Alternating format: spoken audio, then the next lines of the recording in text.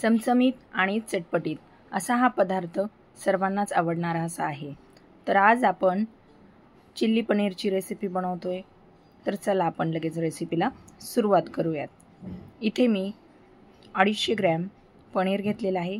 याला आपण बारीक कट करून घेऊयात। यामध्ये मी 2 चमचे कॉर्नफ्लॉवर ॲड केलेला आहे आणि लगेच आपल्याला याला डीप फ्राय असं करून घ्यायचं आहे।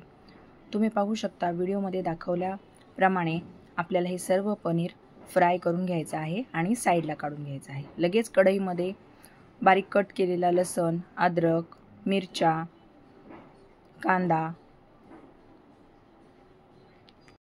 गाजर, शिमला मिर्च सर्व आपल्याला परतून घ्यायचं आहे चांगल्या प्रकारे। त्यामध्ये सॉसेस आपण ॲड करणार आहोत। सॉसेस ॲड केल्यानंतर पण याला चांगलं असं परतून घ्यायचं आहे।